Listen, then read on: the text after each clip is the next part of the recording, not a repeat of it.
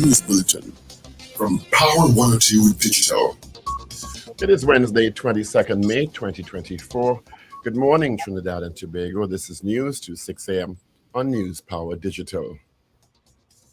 A sergeant of police, a former special reserve officer, are among three persons charged with multiple counts of misbehavior in public office. Bail of $1.5 million has been granted to the three, including self-proclaimed spy Pastor Ian Albert Ezekiel Brown, a former security supervisor at the SSA Susan Porter Griffith, and Sergeant Sherwin Waldrum, all of whom appeared before Master Shabana Shah on Tuesday, May 21st, yesterday. Sergeant Waldrum was charged with misbehavior in public office, to wit, transferring of a prohibited weapon, and misbehavior of public office, to wit, transferring of ammunition.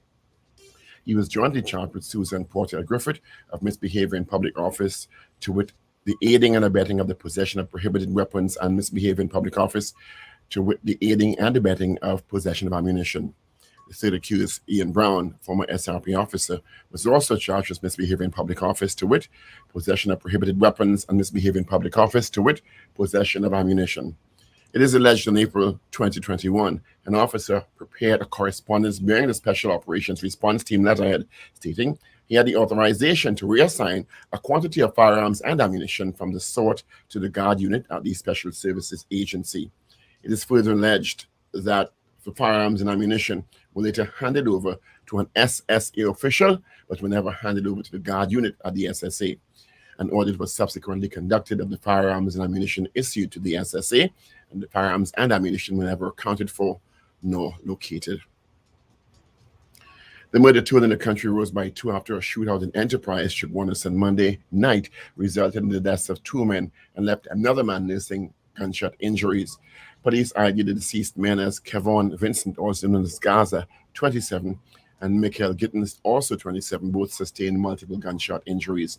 Wendell Burton, 19, sustained gunshot injuries to the chest, hand, and shoulder, and is warded in serious condition at hospital.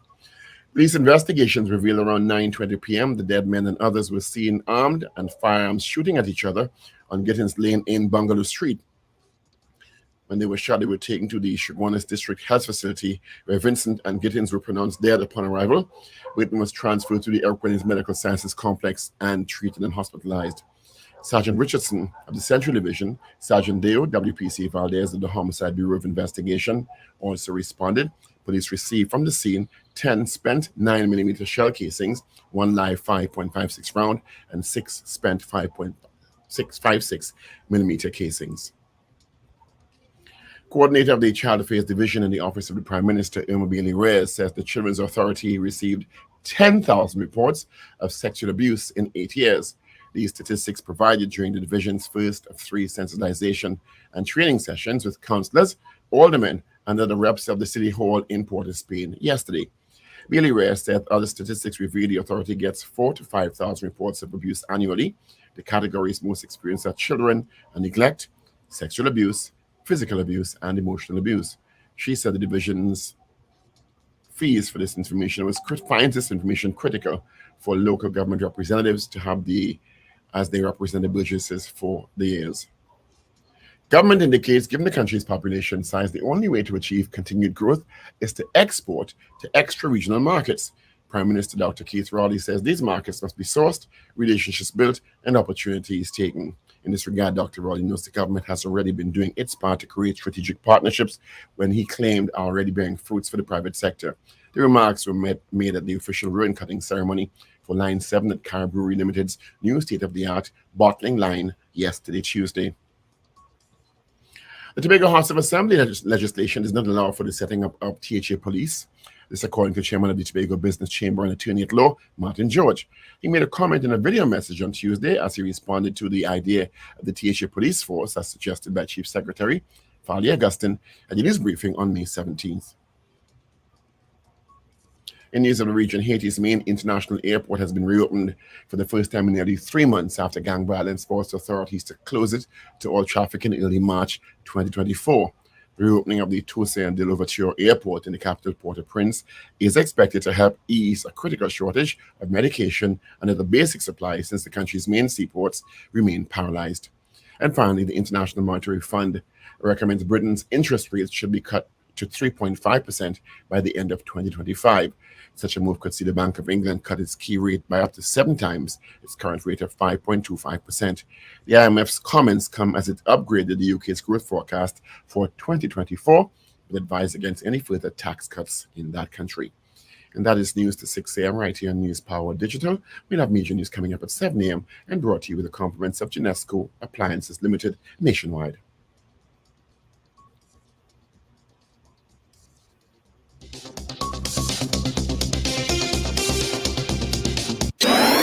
Up to date and credible. Power 102 Digital.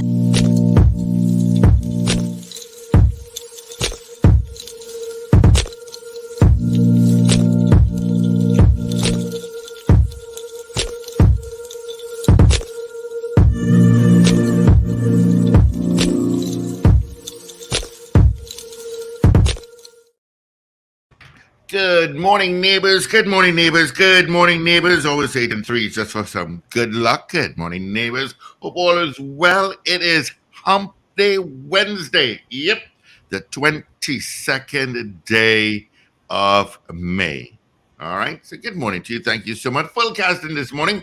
We just heard from the man himself, Paul Richards. We'll hear from Wendell Stephen out in Egypt. We'll hear from Richard Ragoobarsingh in Arima. We got Shane and Ruben in the mix. My name is Steve Khan. 26 degrees at Piarco International Airport, 27 at Crown Point, and your traffic spotter ready for the morning is just going to Chase Village as you head northbound. All right, that's where you're going to get some traffic. Good morning to you, Paul. What's happening? Morning, Steve. Good morning, everyone. Good Wednesday morning. It's middle of the week. I'm so happy. This week is going quickly. It's going quickly. Love it. Love it. Love it. All right. Of course, let's use send us hellos first thing this morning. Let's start out with Facebook and YouTube. Should I take a deep breath? I should. DJ Ray out in Delaware. Good morning, Wendy and James. Slick Money Grip. Got Celia out in Valencia. Oliver Man Warren. Maria Celia. Isasha out in London. Boy Bedesi in Debe. Brenda Isaac out in Santa Cruz, Carol Guevara, Nikisha Pierre, out in Brazil Village. Good morning to you. Gloria Gray, Alistair Hart, and Ambrose LeBlanc, Doreen Pierre, Shuin Ku, good morning. Hector, John Cato, Brent Sylvester, Richard Duku, CJ in New York, Miss Ingrid in Tucson, Arizona, Trinidad Margot out in Florida, Ian Lee, somewhere in the world. Keith Besessa, Wayne B. in Covenant, Georgia. Evans David, Carol Joseph, Wayne Ramsey, and Joycelyn Dial saying good morning to you. Thank you so much for joining us on the Power Breakfast Show. On WhatsApp, we got a few. We got Dan Raj, we've got Trev and Arima, we've got Val, we've got Captain Ron. Where's Captain Ron this morning? Nobody tells me. He's in Detroit. Okay. GNC Auto Security. Good morning to you all. That's on WhatsApp. Good morning to my good friend Patos, watching us on YouTube. And of course, happy belated birthday to you, Patos. Hope you had a great day. And that's some hellos that we've got there, Paul. Good morning, everyone. Thank you for joining us this morning. We appreciate you being with us every morning. Good morning, Mr. Stephen. Mr. Stephen, what did I do to deserve that? You make me feel to go to Egypt. Yeah, live from Egypt. Add to my bucket list. Is that a Cairo you're walking through? Yeah. Wow, you made me feel to go to Egypt when I saw you walking through that market. Yeah, no, you should. Anyway, good morning, Steve. Good morning, Paul. Good morning, I'm going to bring up some video of you on your jaunts. Sorry? I'm going to try to bring up some video of you on your jaunts. Yeah. It's absolutely, Egypt is absolutely beautiful. I mean, Spectacular. I've been to a lot of places, but I've never been to a place with so many people and so many I don't know.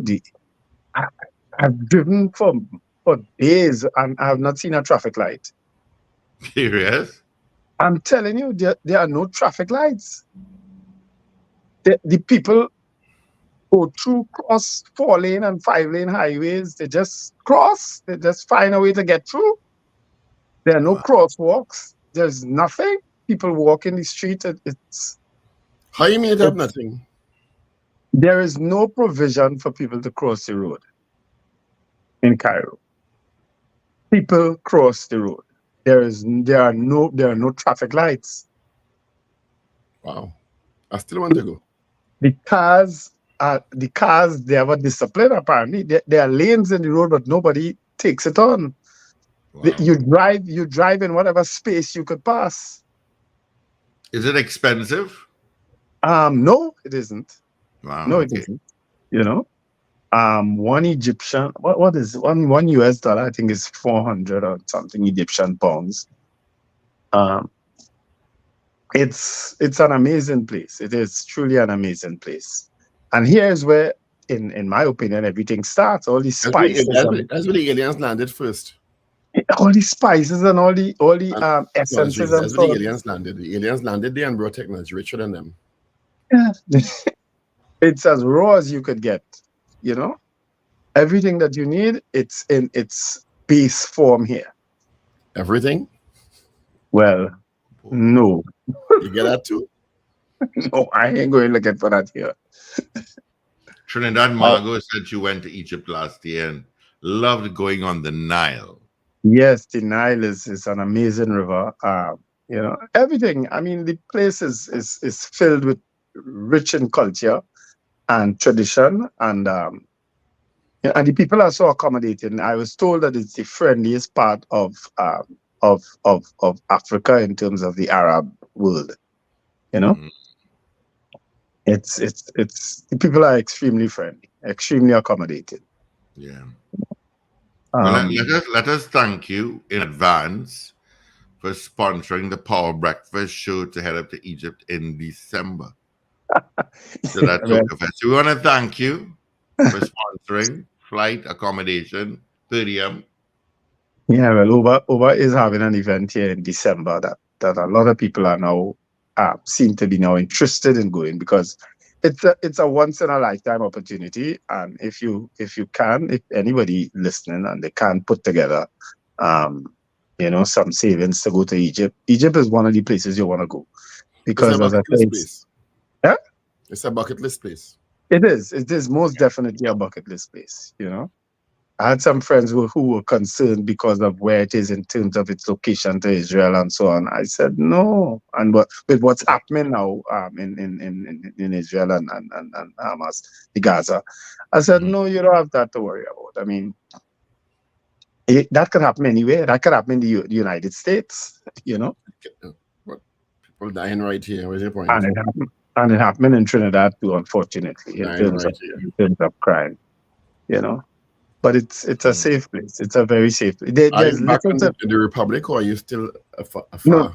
I'm not back in Trinidad yet. I should be back I'll be back by Friday, God willing. I like them bracelets you and your family wearing. Yeah, bring for us, Wendell. I like them myself. Yeah. It's actually was self-made. It was custom made for us in Egypt.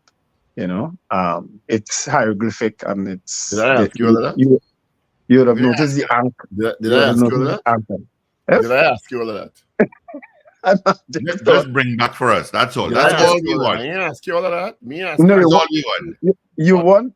You would want to come to Egypt and get that yourself. You don't want. I'll get a second one then. I'll get a second one then. You'll want to come to Egypt and someone take you to get that. Mm-hmm. Bring the Swanson bracelets for me. Yeah, that's it. That's what we asking.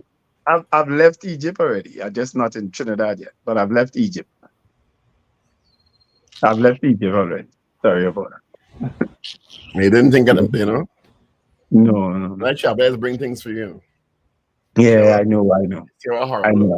I should have thought. But you know, very nice. But I know not everybody. I know not everybody likes these symbols and these traditional things. Not everybody appreciates them now. I like Egyptology. I just like the history of Egypt, and you know, yeah. I like how it kind of ties into mysticism and science and all of that. So, anyway, Good morning, Trinidad and Tobago. Let's say good morning to our media colleagues locked in. Apparently, they tune into us very regularly now to get They the do. news. They do. But let's they thank, should. first of all, the Newsday who credited us properly. Well, even with a picture. Yep. So thank you, Newsday, for the article based on our interview with ASP Meister yesterday.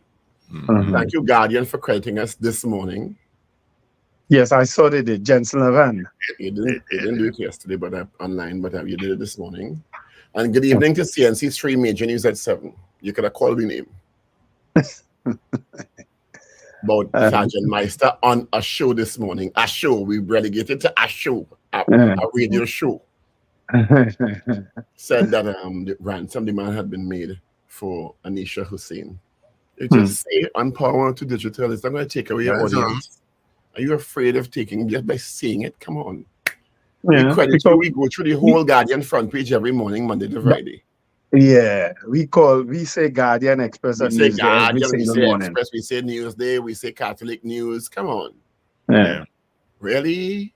Really, God? I really see NC3. They ain't taking away audience to credit. You know? It's only proper. We're happy that we're able to provide the service for you. That's all. Good morning to all those watching us on television on Flow Channel 111, Flow I'm Steve and 109. Wendell. Let me see what Peter. Up the islands. Oh, we're showing up the islands too? Let me get the list for you.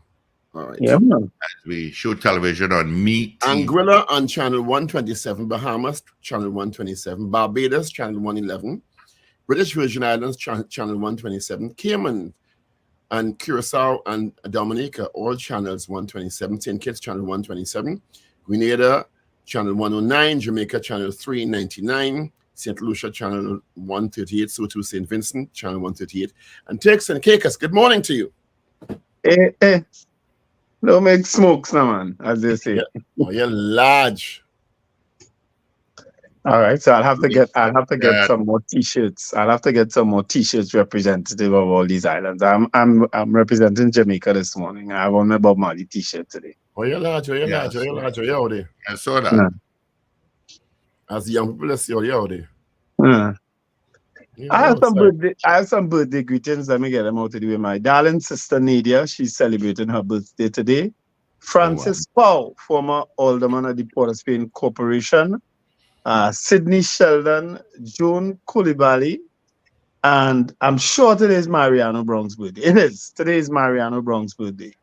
And Saeed Mohammed. Happy birthday. Good morning, to Mariano. you. Happy birthday to you.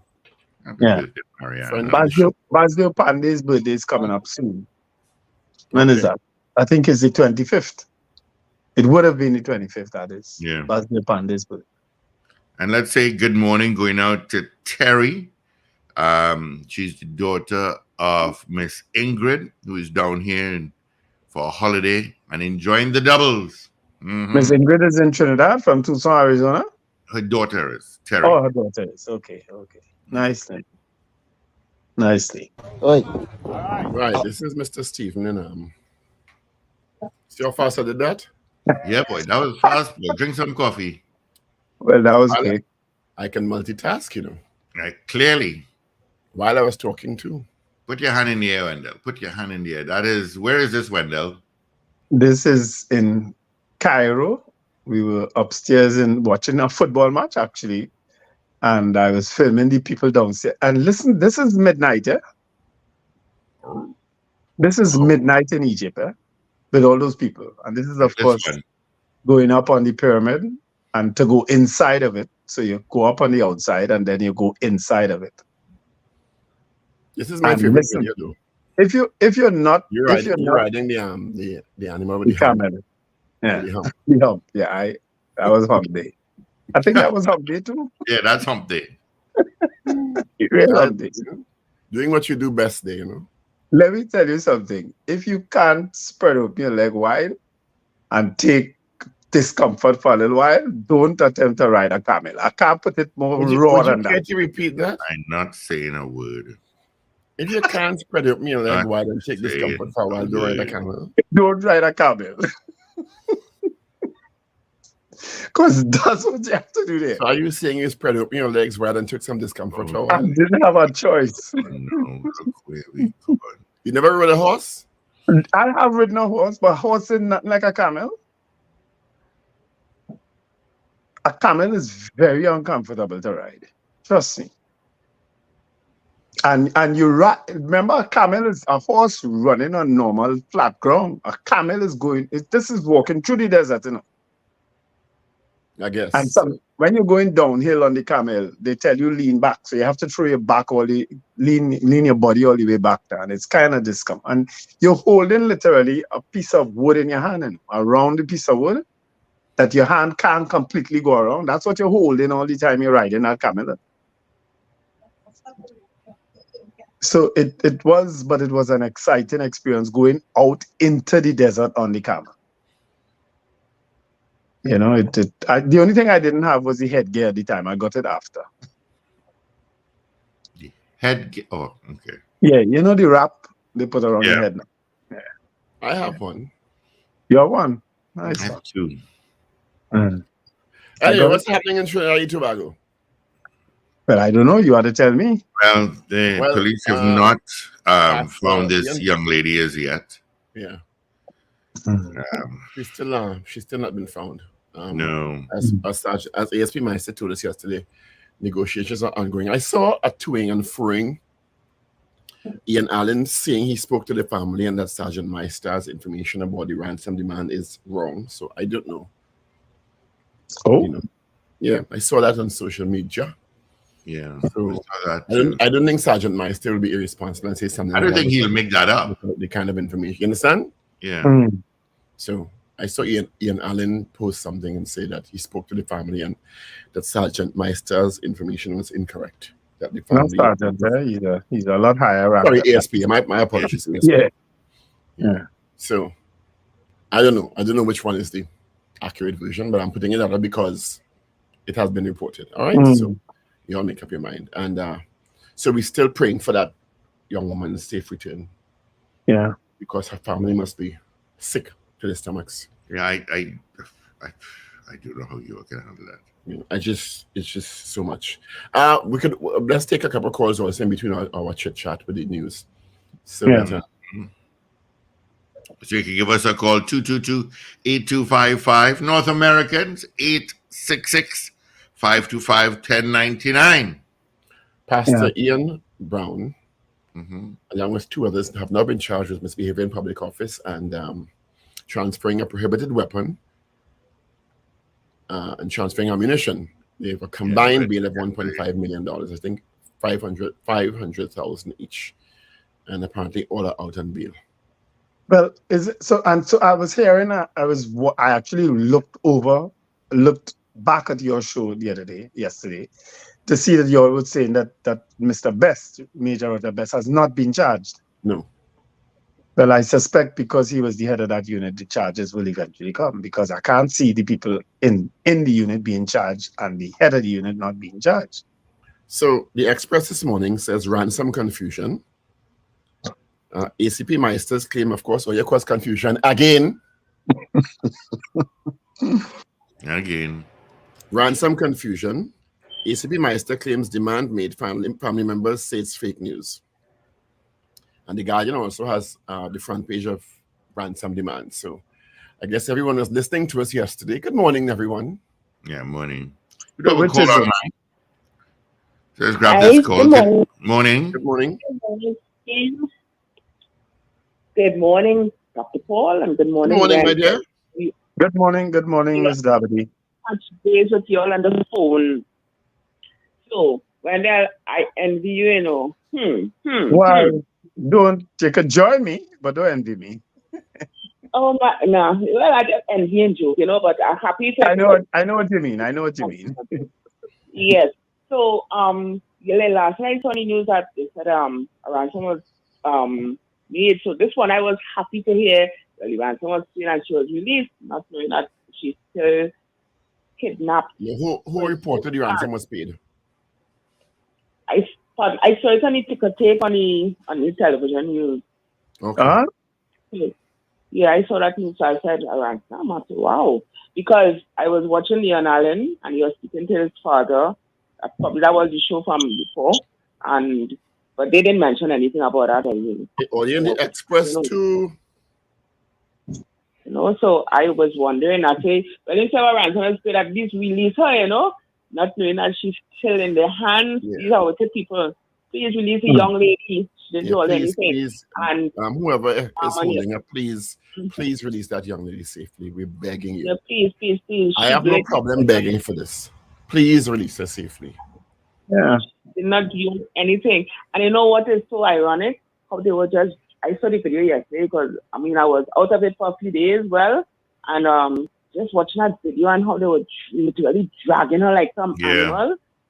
And I say, what is this with these criminals? Now, I want to find out something. When you see these faces on television news, like in the States, caught on camera, and they put up people's face and say, well, do you know this person? Can we do that in Trinidad? Because some of them, their faces are so clear that you can see who they are.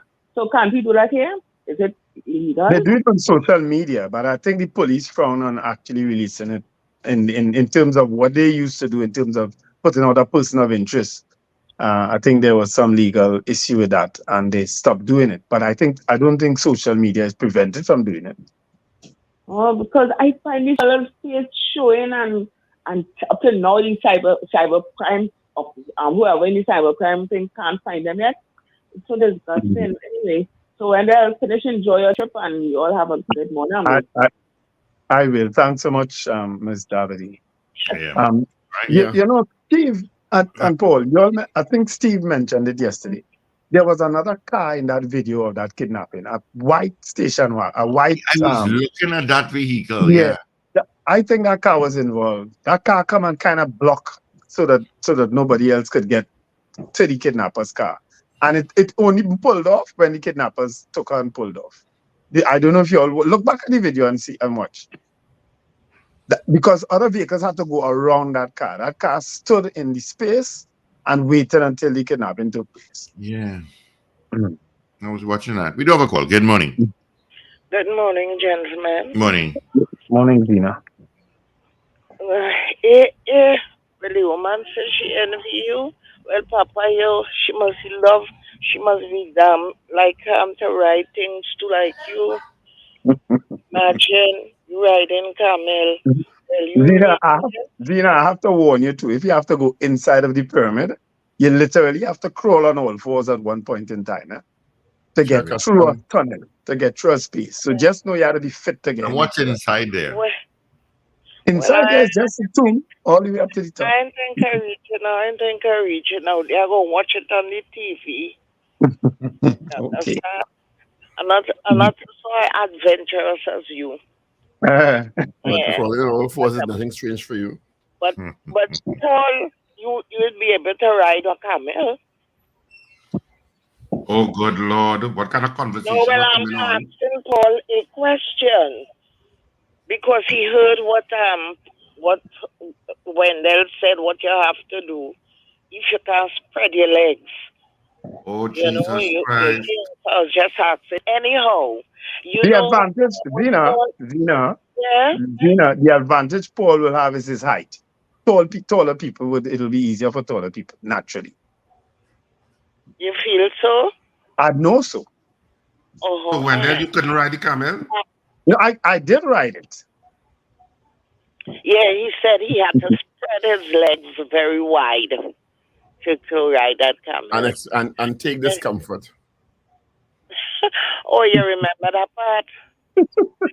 Anyhow, I wonder, you see, with all that is happening out there, I am still concerned with what has taken place, and he has gone very silent with that body, the bones that were dug up in Valsay.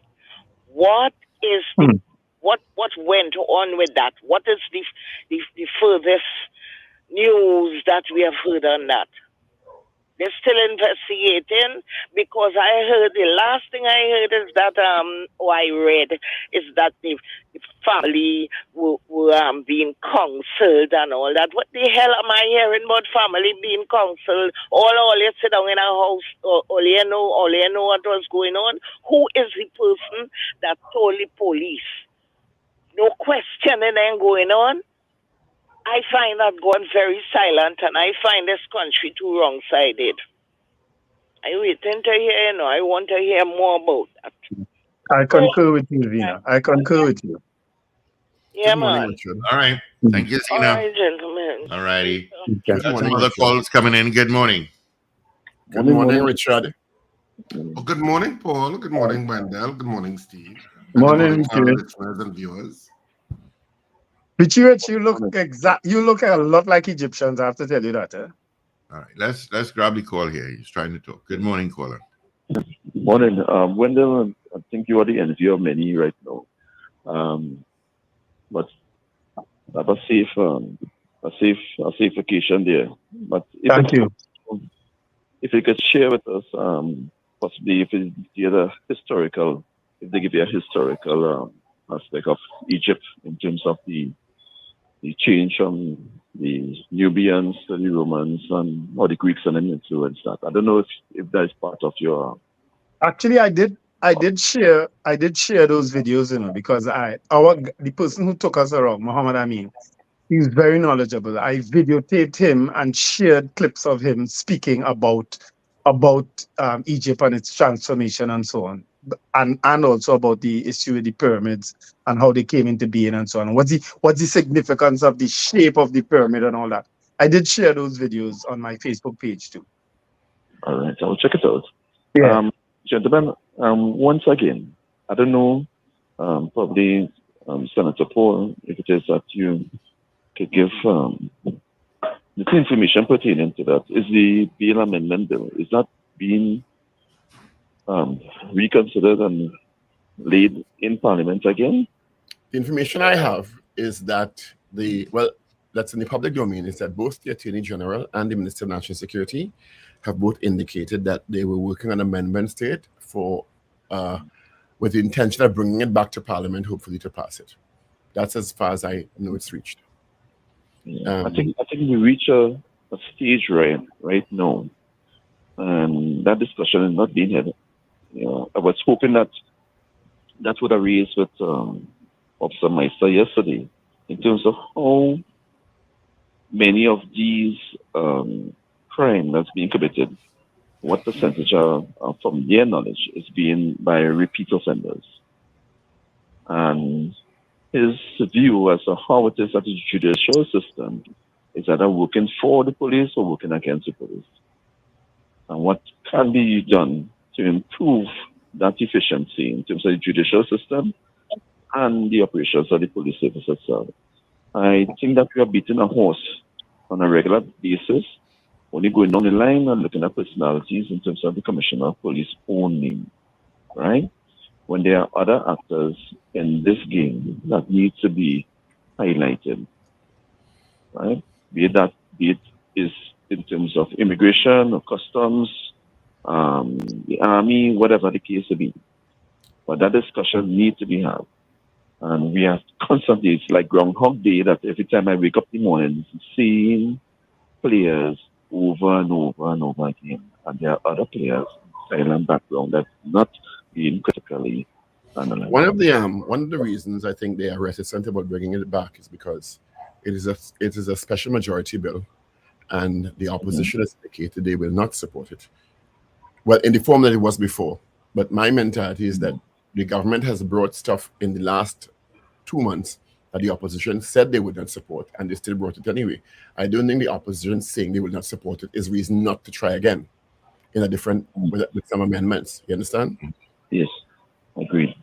But we have to recognize that the persons who are being accused of crime and the victims of crime all operate under the same law, and all are given the same thing unless proven guilty. Correct?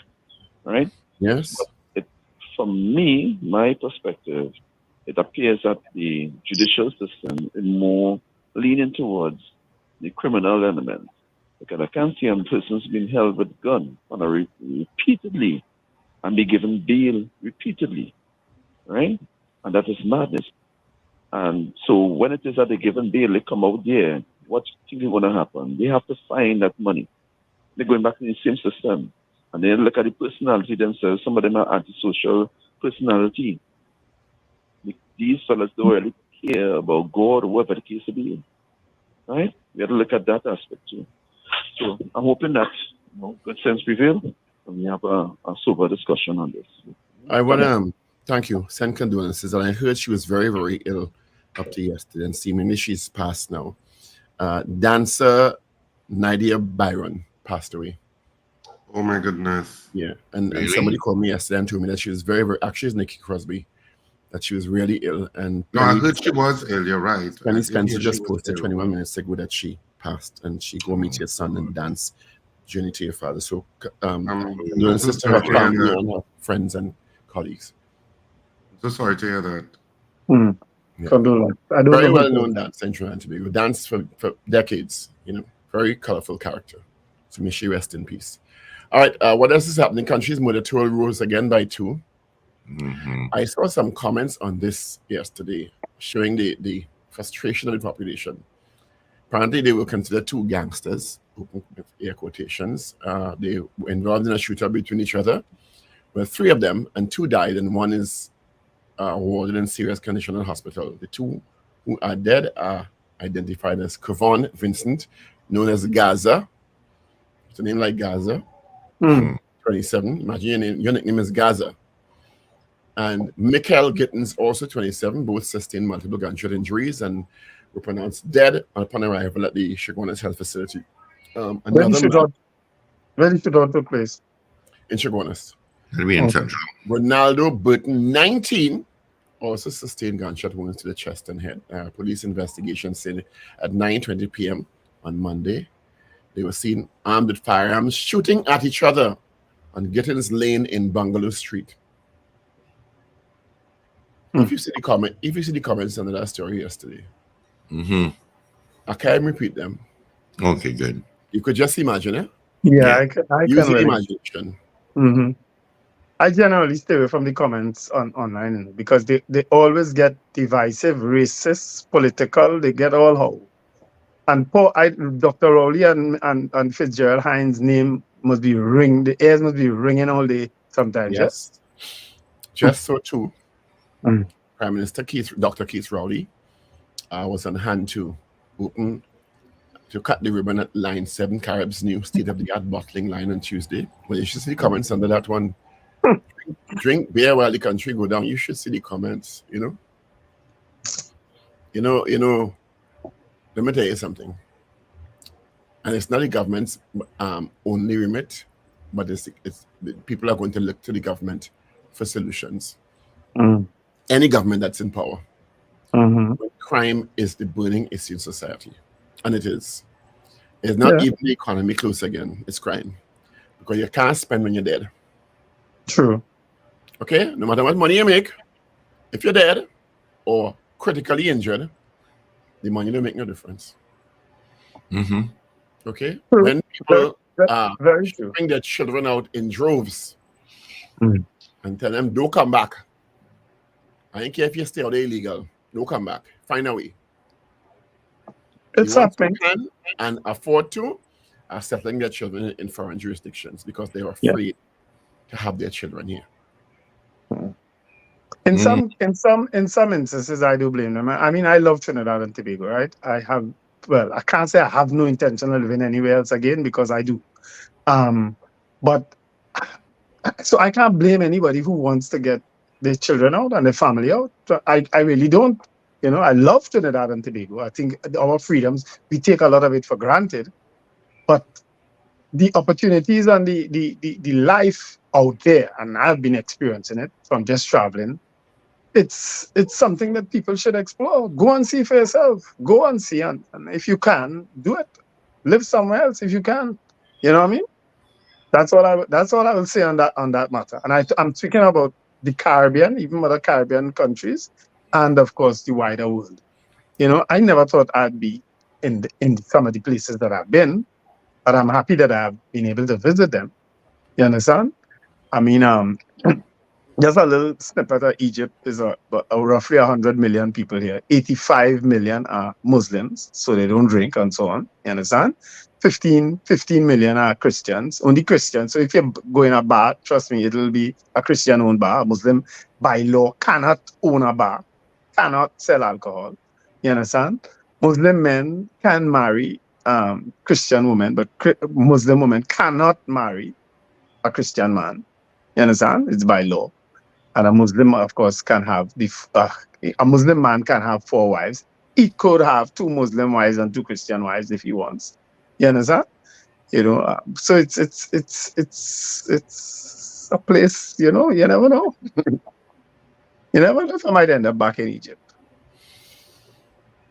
I could just hear the song in Paul's head. Let me sing it for you.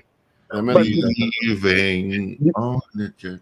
Let me leave. The buildings in Egypt, well, the Cairo, are largely unpainted because of the dust. It's dry, it's hot, it's dusty. It's a sinus sufferer's nightmare. But what is the food like? Moroccan food is usually pretty interesting. Yeah, it's not my thing. I like the lamb, you know, but it's a lot of vegetables, a lot of small meats, and a lot of different things that I didn't even venture to try. You understand? But I like the lamb. I like the rice. The rice is a strange type of rice too.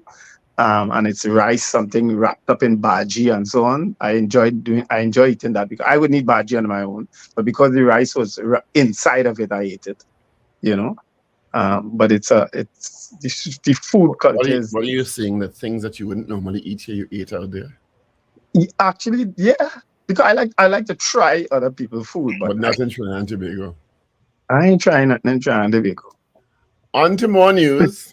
Some startling statistics revealed by the coordinator of the Child Affairs Division of the Office of the Prime Minister that there were 10,000 reports of sexual abuse against children in 8 years.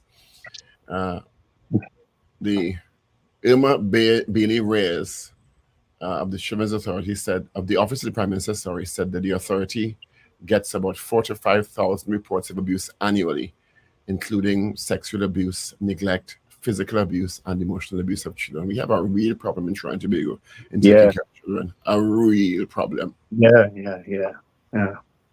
It's something that I was passionate. Well, I am passionate, but I was extremely passionate about in campaigning for local government.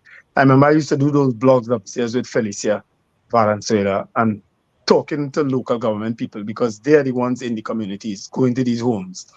And I was pleading with people, observe. When you go to visit people at the home, to ask them for the vote or to find out what they need and so on, observe what's happening in that home, especially where homes have children. You understand? Because you might have been able to save a child by just observing. Because trust me, people in the neighborhood know, and some of them don't say. And I couldn't understand that for the life of me, how somebody could know that a child is being abused and not say anything. You know, I just couldn't understand it. And I had made a public plea on radio a morning. But anybody who have information, contact me. And actually 2 people did. You understand? Yeah. 45. Richard, do you have newspapers? Yes, I do. Before I go through the newspapers, it was remiss of me yesterday not to mention it. I want to congratulate publicly my niece, Dr. Nerisse Darbo, because she graduated on Saturday, and so she's now a doctor, a medical doctor. So I want to say congratulations. Congrats. I mean, I had the place, so I couldn't be there in Florida. So congrats, Nerisse, and I love you bad. Aye. Congratulations. Congrats to my sister and husband, for prioritizing, education and stuff for the children. So, right, Daily Express, I'll start there. Wednesday, May 22nd, 2024. Ransom confusion. That's the headline. ACP MyStar claims demand made on Power 102 breakfast show. family member says it's fake news. And there is a picture of Anisha Hussain on the front page. A $1.5 million bail for pastor, cop, and ex-SSA official, and U.S. citizen killed in Oropuch home. That story was a little bizarre that, people were ringing the home and I don't know. On the back page of the Daily Express, ready for arrivals, Camacho World Cup teams expected from tomorrow. So that's it for the front and the back of the Daily Express.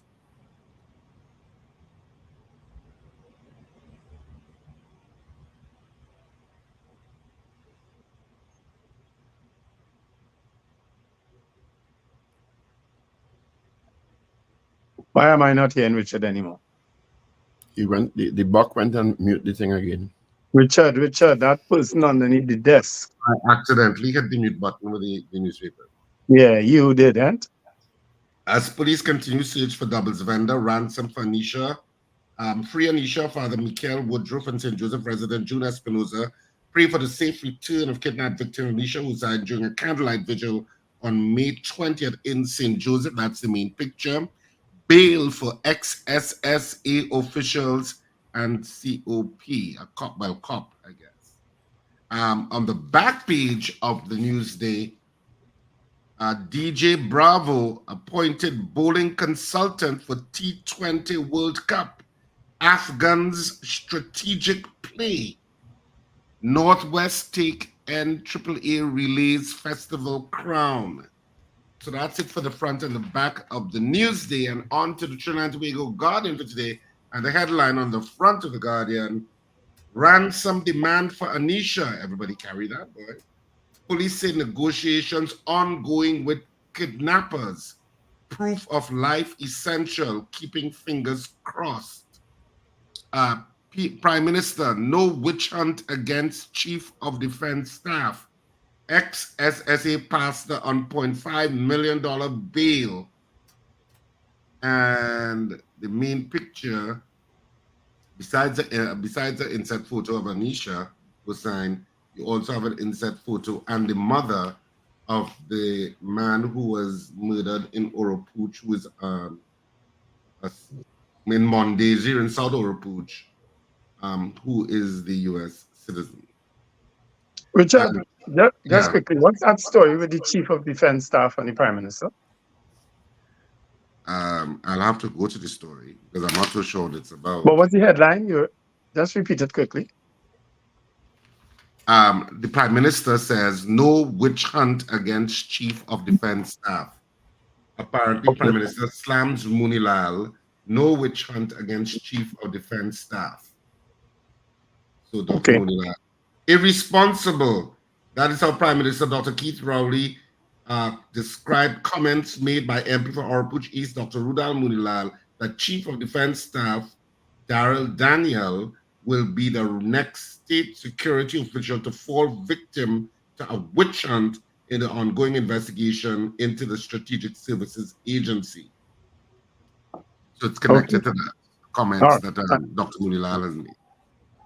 Thank you. And did you all read that story about, did you all get to that story about the manhunt that is on for the ex-soldier who locked her mom and baby in the house? No. In Arima, and neighbors heard her shouting out for help. Arima again? Arima like to make the news so? Yeah, it was in Mount Pleasant Road, Arima. He imprisoned a Venezuelan woman and her child. People heard the crowds for help. The police came. The front door, well, they got into the house, and the room that she was in was padlocked on the outside. And they broke the padlock, and yes, they broke it. They broke into the room and they got her out and they took her to a safe house. On the back page of the Trinidad and Tobago Guardian, Puran Hope rested for South Africa. And that's it for our 3 dailies this morning. All right. As I say, Defense Force, did you all read the story of a Defense Force individual that went to the airport? A young lady was charging her phone And he took the phone and went off and they got him. Yeah, the well checked. And he in full uniform, driving a And he defense was- force vehicle, Yeah. under Crazy. cameras all over, and All stealing over. our food. I tell you. All right, let's get the results of our morning poll, where we asked you yesterday, should the government be involved in the appointment of a commissioner of police in Trinidad and Tobago? That was our poll yesterday. Give the results right after this. Shop Mega Mattress Deal for Mom at Furniture Plus. Get queen mattresses starting from just $699, plus up to 25% discount on bedding accessories. Hurry in today for these mega deals. Check the press and social media for details.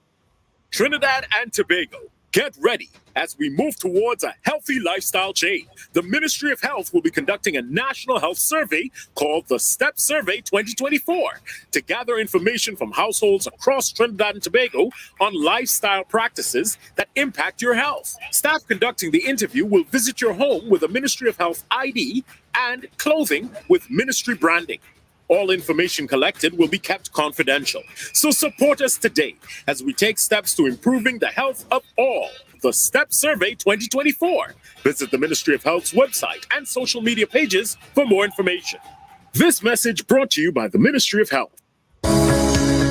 Whether wet or dry season, hazards can strike without warning, causing you or your family to quickly evacuate. You may not have the time to grab the essentials. Be sure to have your grab-and-go bag in easily accessible locations. Here are the top 7 categories that should be included and tailored to your family's need. 1. Non-perishable food items, water, and utensils. 2. First aid kit and extra medication. 3. Personalized items. 4. Change of clothing and comfortable footwear. 5. Copies of important documents such as birth papers and certificates. 6. Cash and small bills. And 7. Tools, safety items, and equipment. For more information on how to be ready, visit odpm.gov.tt. A message from the ODPM. Hey, experience innovation and inverted technologies refrigerators designed to slash your electricity bill at Genesco Appliances Limited. Discover the versatility of a dual-function chest freezer switchable between refrigeration or freezer mode, available in the 5 and 7 cubic feet. Don't miss their unbeatable offer on the 13 kg twin tub washers, and for the aspiring chef, the 30-inch 5-burner gas stove with a built-in rotisserie oven awaits. These specials won't last, so check out Genesco Appliances on Facebook or Instagram, or you could even call 351-7777. Genesco Appliances are available nationwide. All right, the results of our morning poll. Should the government be involved in the appointment of a commissioner of police in Trinidad and Tobago? 73%, 73 said no. All right, let's get into this morning's poll. There's an article in the Newsday that says it's written by, who's it written by? Josette Nicole Dionanan. You see, we credit all the sources. A recent survey by the World Food Program, WFP, and CARICOM revealed that despite a global decline in food prices, 3 million people in the region are affected by high local prices and persistent food insecurity. So because of that, my suggested question is, do you think the government should do more to manage food prices in the country? Well, I understand there was a reduction in the price of flour, but nothing went down because as soon as they increase flour, everything goes up. Yeah. All right. Well, let's go with that. We have 5 minutes. So 222-8255. Toll free. Northern. Agreed question. 525-1099. But you didn't ask us. I thought it was a fait accompli. No, I asked. I said my suggested question. If you were paying attention, yes, Richard, he did. He did, Richie. He did. But you weren't paying attention. You were doing whatever you're doing there. Yeah. I'm writing on the poll. That's what I'm doing. I'm writing on the poll. Maybe it's because Richard knows that it's cleverly couched like a question. Maybe Richard knows. We have 4 minutes to take our poll. All right, as Paul put it up, do you think the government is doing enough to control food prices. Control, That's what I said, manage. manage. That was To manage food prices. in Trinidad and Tobago. All right, that's our poll. So call 222, WhatsApp, Facebook, YouTube. Let's get some of these votes in. Yeah. Do you think the government should do more to manage food prices in our beloved sweet tea and tea? All right, got some votes coming in already. Let's see. We got John Cato saying yes. Josie Richardson, yes. Ish out in Malik, yes. D. Joey, yes. Yeah. All right. There's some votes coming in. Keith Bisessa, yes. Michael Robinson in Yokohama, Japan, yes. Trev says no. Captain Ron says definitely yes. Anne-Marie says, well, okay, you deleted it, so I don't know what you said. Boy Bidisi says yes. Carl Jack, Mayan says no. All right. Anne-Marie says yes. Marcia Rock out in Orlando says yes to the poll. David Wares, Mrs. Wares, no, sir. Anyhow, Miguel, yeah, man.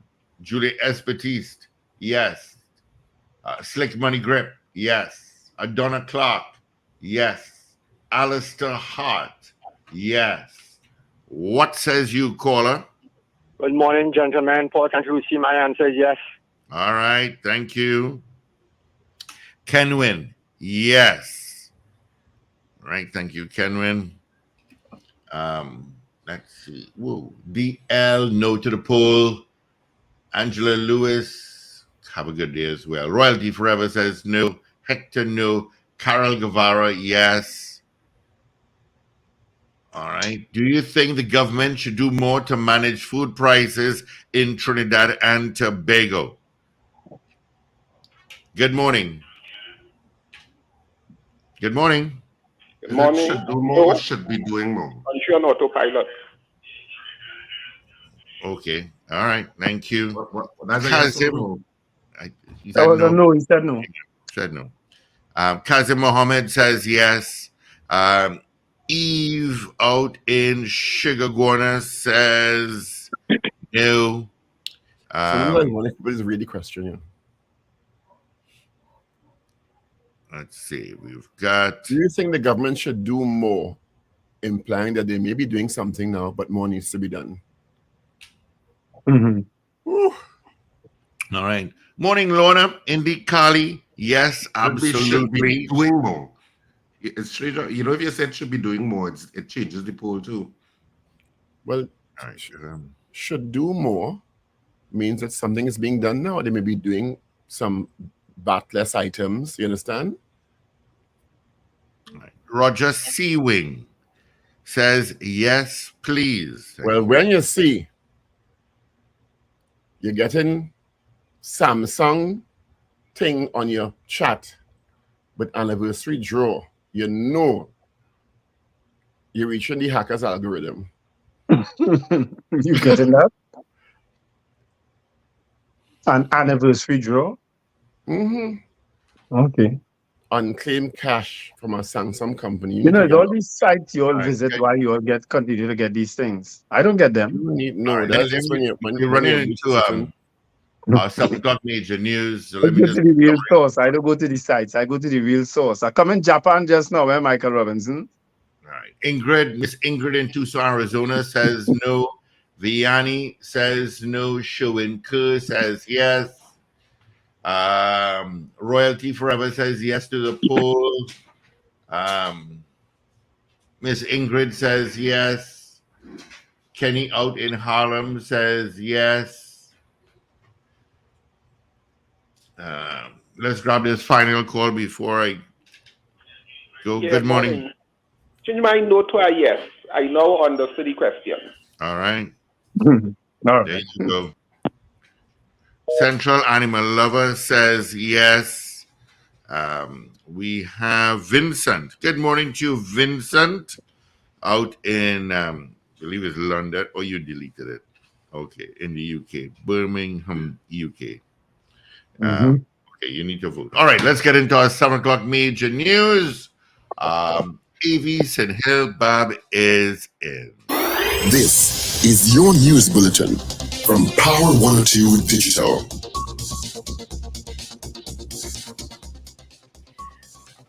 Sergeant and former SRP officer charged with misbehavior in public office. Children's Authority receives 10,000 reports of sexual abuse in 8 years. Prime Minister Dr. Keith Rowley cites export to extra-regional markets as critical. TNTech changing out and upgrading meters in various parts of Trinidad, and Haiti's main international airport reopens after nearly 3 months. Details in a moment.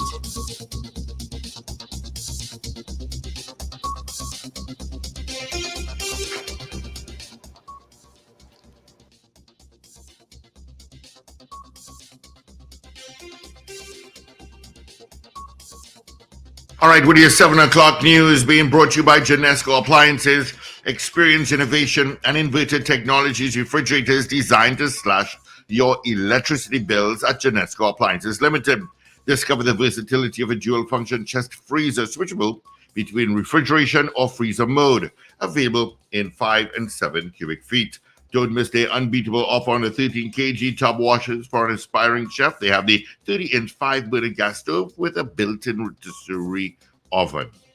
These specials won't last, so check out Genesco Appliances on Facebook and Instagram.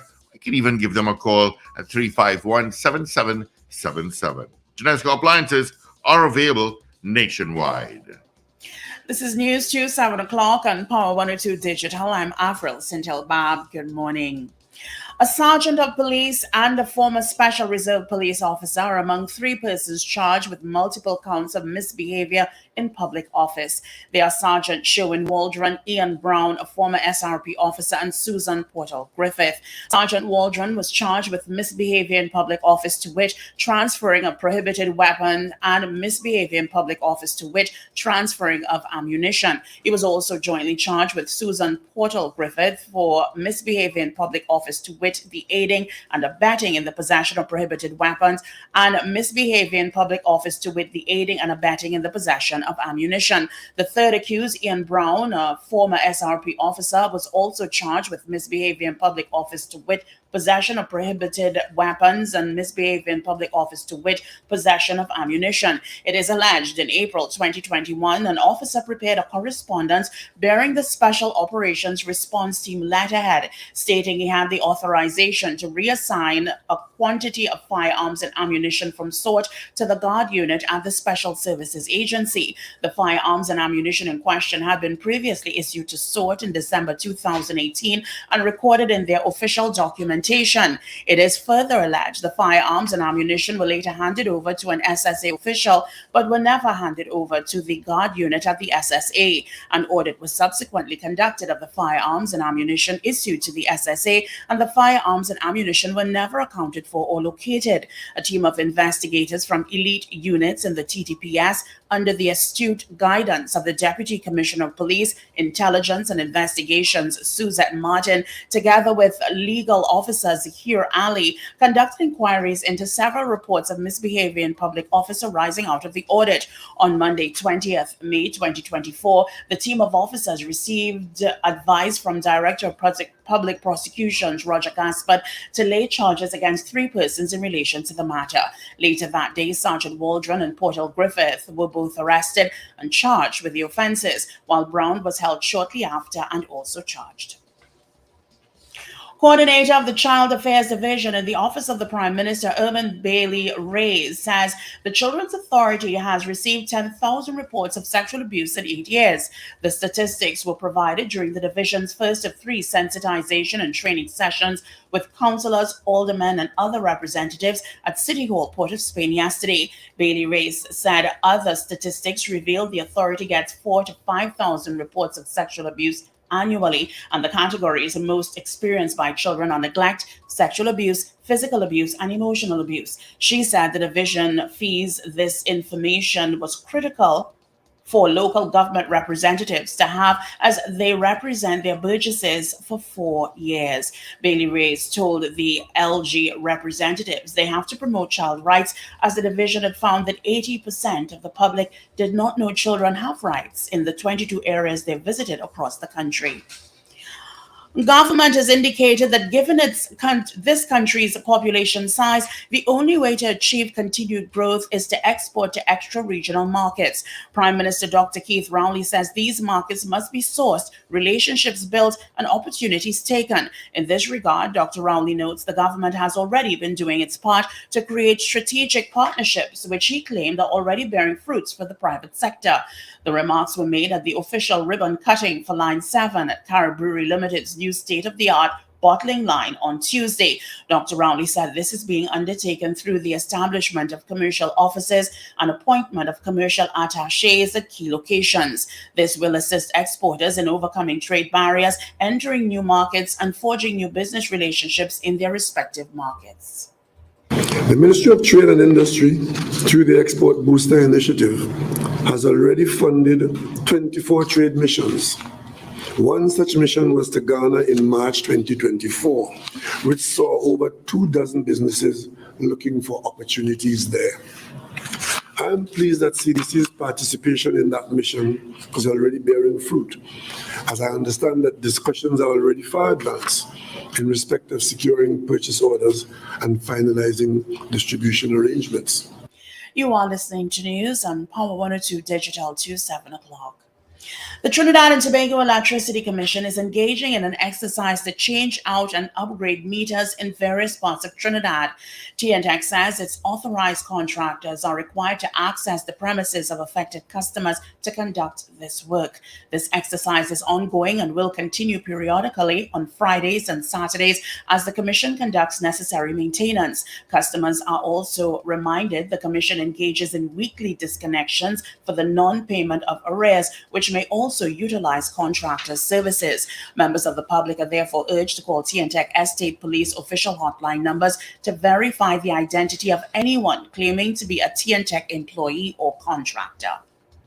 And further afield, Haiti's main international airport is reopened for the first time in nearly 3 months after gang violence forced authorities to close it to all traffic in early March. The reopening of the Toussaint-Louverture Airport in the capital Port-au-Prince is expected to help ease a critical shortage of medications and other basic supplies since the country's main seaports remained paralyzed. Well, finally, here's weather news for the period today until midnight. Trinidad and Tobago, initially hot and sunny day with an increase in cloudiness and a few showers developing by late morning. There's a medium chance of isolated heavy showers and thunderstorms favoring Trinidad. Settled evening and night despite a few lingering showers. You can expect a temperature high of 33 degrees Celsius at Piarco International Airport and 32 degrees Celsius at Crown Point in Tobago. Currently, it is 28 degrees Celsius at both localities. Recapping your headlines to 7 o'clock, Sergeant and former SRP officer charged with misbehavior in public office. Children's Authority receives 10,000 reports of sexual abuse in 8 years. Prime Minister Dr. Keith Rowley cites export to extra-regional markets as critical. TNTEC changing out and upgrading meters in various parts of Trinidad. And Haiti's main international airport reopens after nearly 3 months. I'm Avril Sintilbab. That was news to 7 o'clock on Power 102 Digital. Look out for more news in detail at 12 noon today, and an update is coming your way at 8 o'clock this morning. For more details, log on to power102fm.com.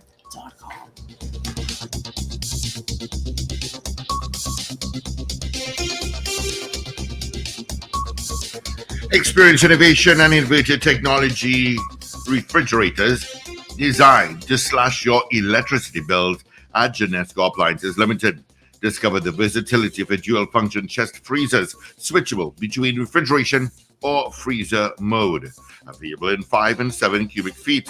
And don't miss their unbeatable offer on the 13 kg twin-tub washers. And for the aspiring chefs like AV, the 30-inch 5-burner gas stove with a built-in rotisserie oven. These specials won't last, so check out Genesco Appliances on Facebook and on Instagram, or give them a call at 351-7777. Genesco Appliances are available nationwide. Up to date and credible. Power 102 Digital. All right. Thank you, Avril, for our major news. You can join her again come 8 o'clock for our news brief. All right. Before we get our results, I'm going to be our guest in. Traffic-wise, you got it. Usual spots. You've got it. The Solo, not too bad going through Chase Village. You're going to pick it up by Charlieville as you head northbound. Before Monroe. Okay. All right. All right, gentlemen. Let's see if you have any more votes. Okay. Carl Jack says, please change my vote from a no to a yes. All right. Michael Oliver says yes. Wayne B says yes. Beauty Culture says yes. What is Joey saying here? All right. And let's check on WhatsApp what we got here. We have any more votes on WhatsApp.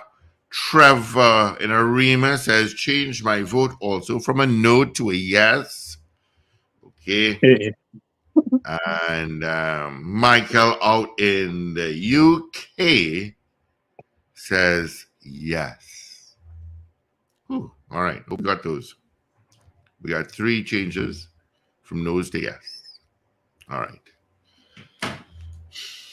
All right, Richard. Karen Yipnow says yes to the poll. All right. The results of our morning poll. Yeah, so our poll this morning was, do you think the government should do more to manage food prices in Trinidad and Tobago? We had 38 people voting in the allotted time. Of the 38 people, 31 of you said yes, they should do more, and 7 of you said no. All right. So 31 of you said yes, 7 of you said no. Of course, there were some issues with people changing their ballots. Of course, this is the only place you could do that we allow. You're sure right. No kidding.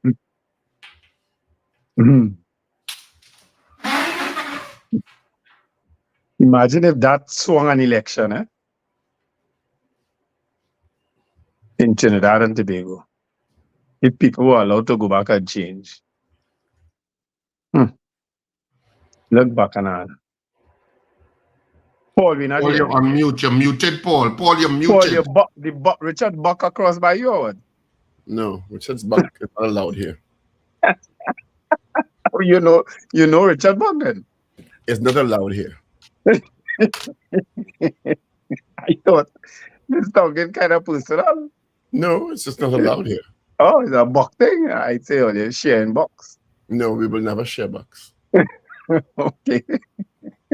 I don't utilize the services of Bucks. I'm sorry. Yeah, and they're $200 actually for 1 ticket general for Love is a Walk, which is on Saturday and Sunday at Central Bank Auditorium. Don't you forget it. So we're on there this weekend at Central Bank Auditorium, Saturday at 8:30, Sunday at 6:30. Of course, tickets available at the Central Bank box office from 12 noon to 6 p.m. daily, and all our usual outlets. I like that, Karen. Love is a buck. Buck is a love too. Buck is a love. Love is a buck. Eh?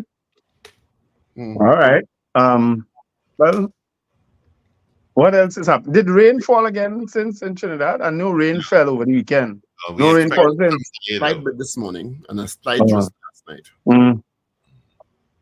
My plants must be crying for some attention.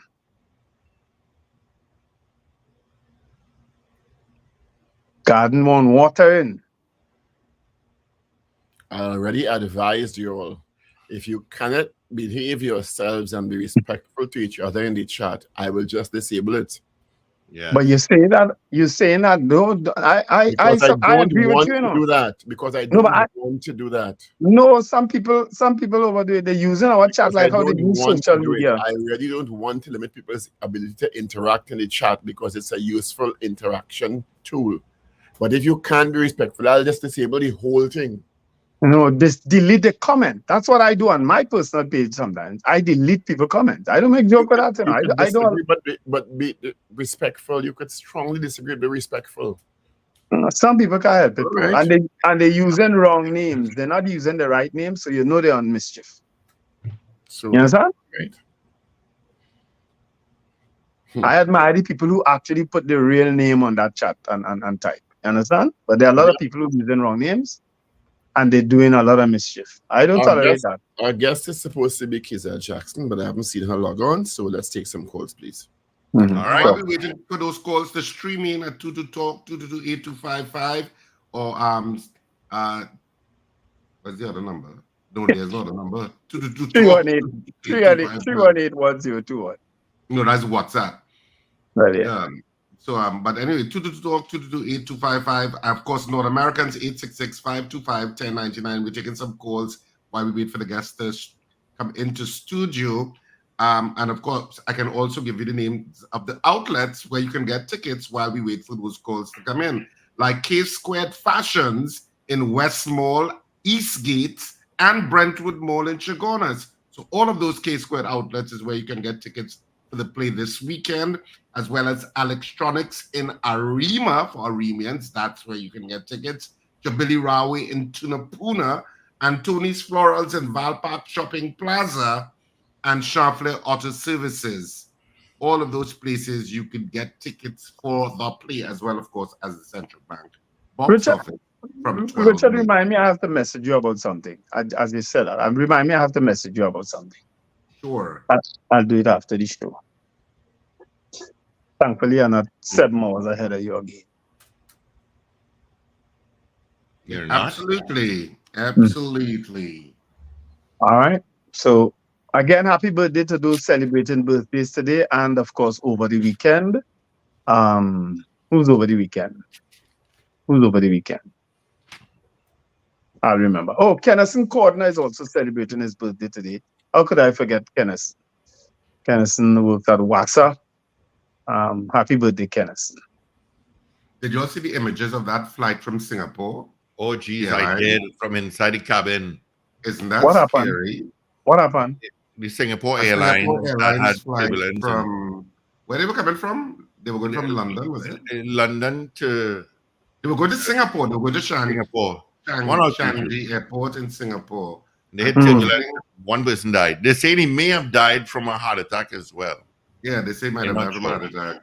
They were crossing some river in Myanmar, and they're speculating that it was thunderstorms were about to form. Mm-hmm.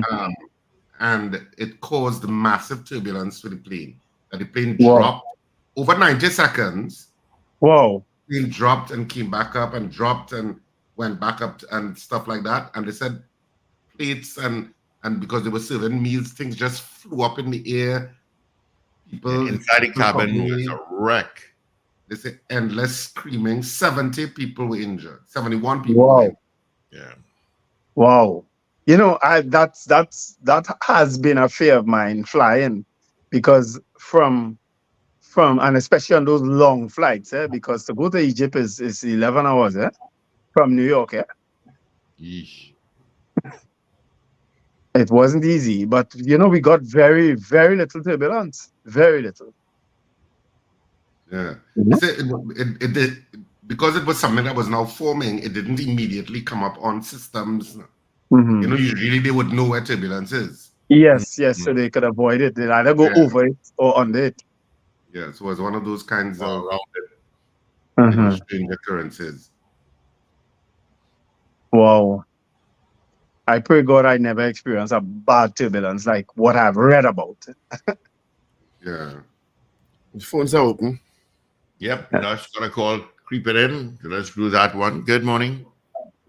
Steve, good morning. Good morning. And good morning to Paul and Dr. Paul Wendell. Good morning. Again. I want to find out something.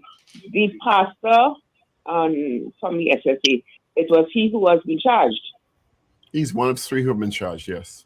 One of the 3. Okay, so I wonder if he has called. Did you call him to find out if he released anything? No, I didn't. If the lawyers will be releasing anything? No, I didn't. Okay. That's a good question. That's a good question, though. Now that he has been charged, you never know. He said that was his promise, that he will release everything and all who involved. So I was waiting to hear if anything came up from Paul, because apparently he's only Paul he speaks to. But not Paul himself. Paul's pink phone gets the information. Yeah, Paul's pink phone. We can't forget that. He has no control what comes to that pink phone. So, okay, and one other thing. Concerning the bail, because the guy who asked the question, when I was wondering the same thing. Is it that because UNC is not going to support it, the government will not even bring it back? But Paul, I think you answered the question that they might be bringing it back, and I still feel they should, and let people know about it. Let them get to know what the bail bill is about, because it's like repeat offenders doing things, and it is getting out of hand. I spoke to a friend of mine who lives in the States, and he wants to come to Trinidad for a holiday, 3 weeks, But he said, the amount of news you get in, reports you get in, he's fearful. I don't know what to say. I say, well, I can't do nothing for that, you know what I mean? He's fearful for coming there for 3 weeks, So he might go back home in a body bag. That's what he said, Those were his words, So, everybody's fearful of everything. And, I can't see the government not doing anything. They're trying, but the police, they're trying. The judiciary is the one, to me, who is not trying. Because to me, they are the ones who give me the problem, the judiciary. And we can't talk things about them because they are, what they call them, stingers, is the correct word? Why you can't talk things about them? If you're being because accurate.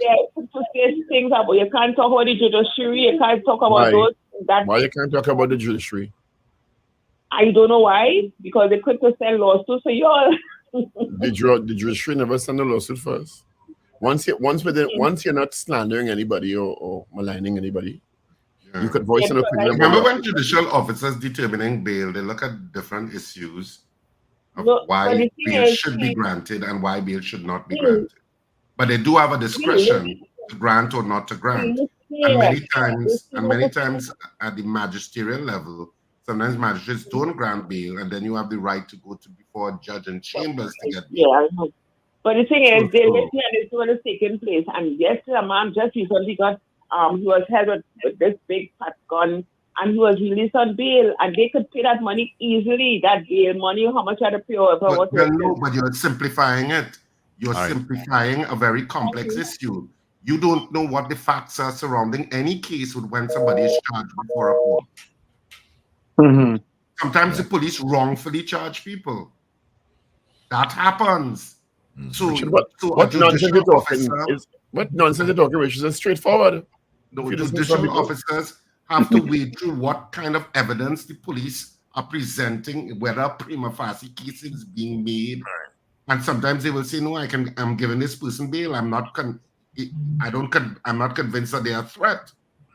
So it depends on the evidence. It's not because we have a serious crime issue, you can't be rabid about how the judicial process should flow. Yeah. All right, gentlemen, all my lines are lit up. Let's get some calls short and sweet. Good morning. Hey, morning, Wendell, Paul, Steve, Richard. Morning. Morning, Mr. Patrick. I was watching some WhatsApp thing people sending around with T&Tech. T&Tech in a drive to upgrade meters, but they say that people moving around and they're posing like T&Tech people. So they say people be careful out there, right? No, I want to find out something. How somebody could owe Inland Revenue $54 million in tax and owe TCC all kind of $40,000 in arrears and all kind of things. What's going on in this country? And owe what? Sorry, I didn't hear the last sentence. I didn't hear last sentence. And owe what? 40,000? HDC. People HDC. They pay for the house in years.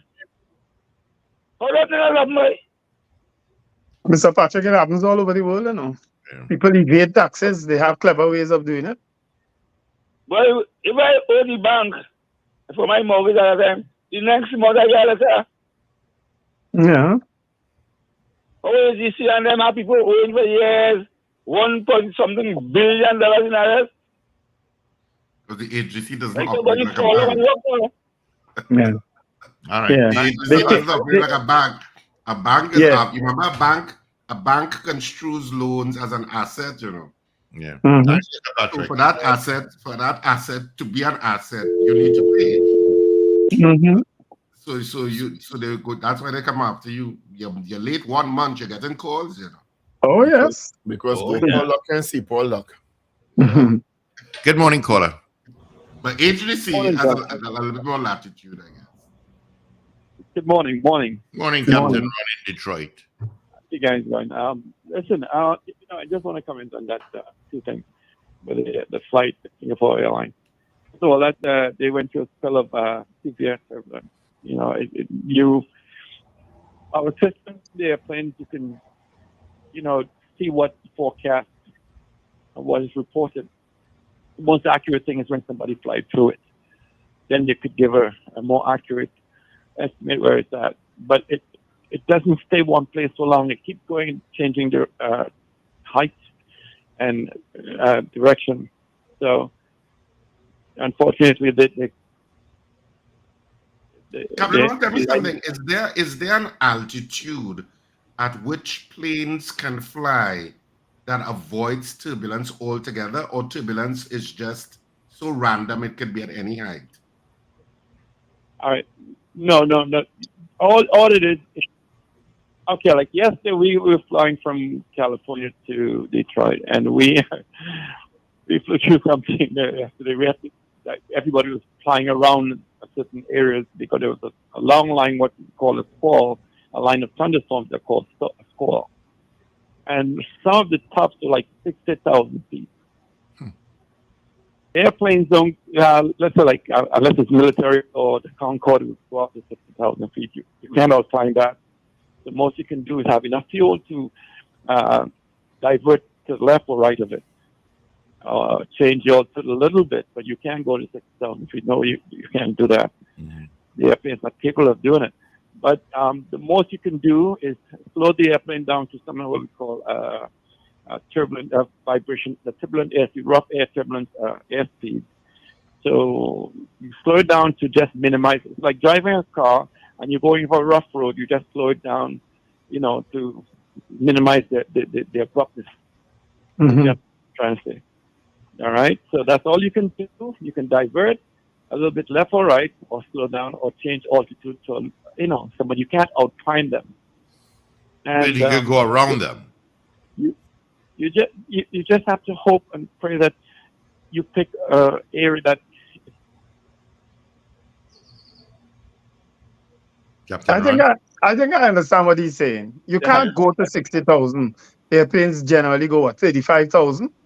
Yeah, around there. Well, the modern airplanes now you can go up to 45 and stuff. But like the Airbus, they can't go as high as Boeing. I don't know why people thinking that Airbus is so superior.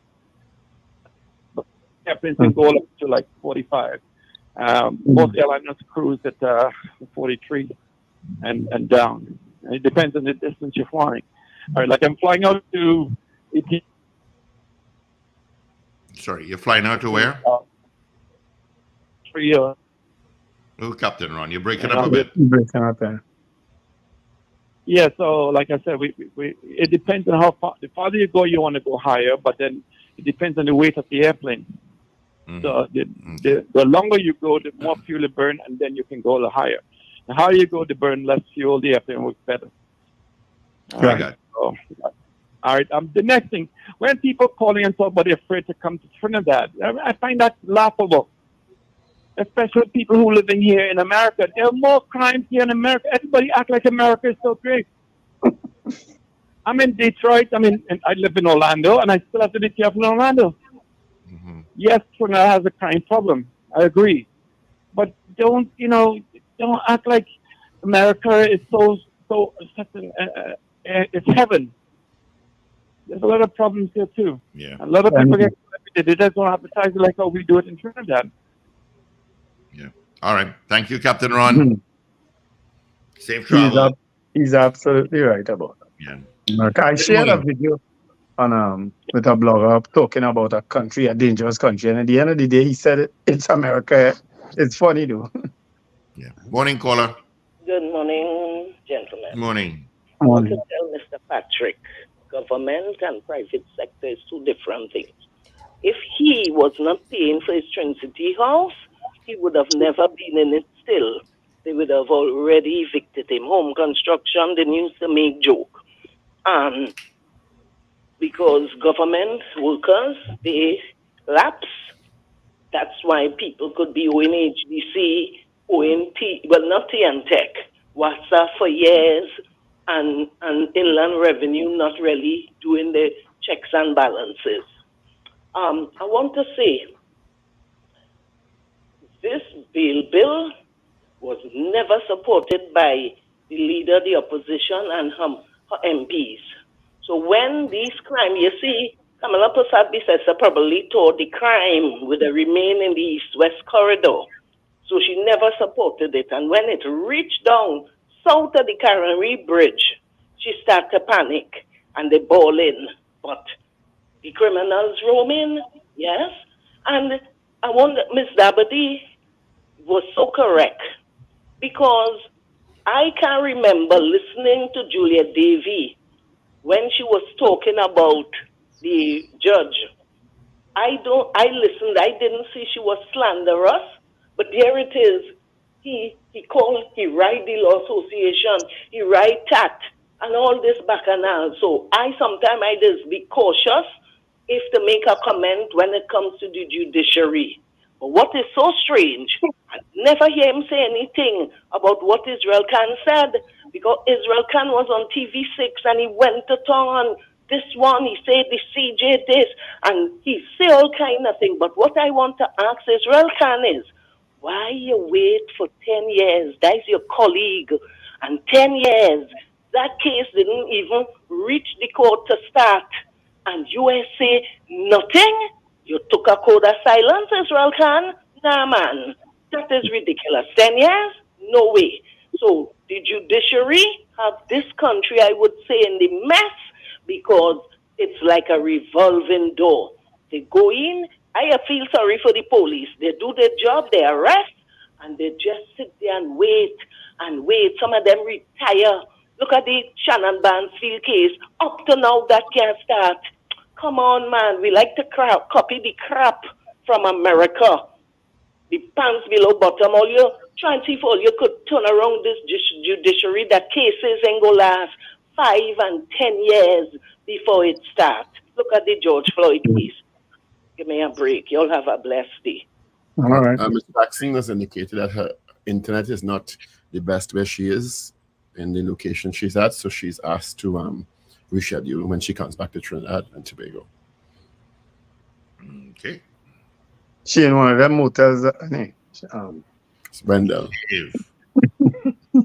No, I remember when I was at a motel. Hold on. I remember when I was at an inn and you told me I have to get the upgraded package, didn't you? And I went and I get it in the morning and I got the program done, not so? I'm merely speaking about my experience. You advised me, Paul, the morning, go and get proper internet in the motel you're staying. Thanks for the clarification. Good morning, caller. You thought I'm making baccarat. I'm talking the truth. Caller, good morning. I really talk the truth, you know. Okay, not there. Let's go again. Good morning. Good morning. Orlando calling here. I want to agree with my friend, the pilot. I don't know him. Captain Ron. That Captain Ron, yes. There's much more crime in America than in Trinidad. The difference is we sensationalize it. Everything in Trinidad is about crime. I'm not in the crimes are not heinous. I'm not saying that they are very hurtful. But Jamaica, the U.S. Department has written up in Jamaica in terms of their crime. Wanting the citizens of going to Jamaica. Okay, but yet, Jamaica is getting new movies. Jamaica is getting new cruise ships and all that sort of stuff. We sensationalize it too much in Trinidad. You know, so, forgive me for saying this, but I have stopped listening to Trinidad News in the morning because it depressed me. I just jumped on this morning. It depressed me because I'm calling to get something uplifting and I'm tired of hearing of kidnapping, killings, whatever. It's really, I think there's nothing good coming out of Trinidad. And I know there's good. I came out of Trinidad. I'm just being facetious, of course. But there's nothing good coming out of Trinidad on a daily basis. So I can understand why somebody would say, I don't want to come to Trinidad. I disagree with that statement. And I told you guys earlier this year that my daughter decided to, when she graduated with a PhD, said, listen, I'm going to give mommy and dad a trip. And she said, I can't send you all to Trinidad. I'm going to send you all to Grenada. I'm going down in a few weeks. And I can understand why. But we need to stop sensationalizing it. We need to start looking at the newspaper and seeing something positive about Trinidad. Yes, bad is there, but there must be something good. That's what I have to say. Yeah, thank you. His party is called the All People's Party. I'm sorry? I saw the advertisement for the party. There's a huge billboard as you're driving into San Fernando. And when you take that curve, so you saw it there, and I said, all right, that's the party. Well, just like any of those other small parties, I want to find out how they came about and why. You know, because I don't know why. Anyway, I'm trying to behave. I will try to make a big announcement that she says about her party on the weekend, so we'll be carrying that live for you.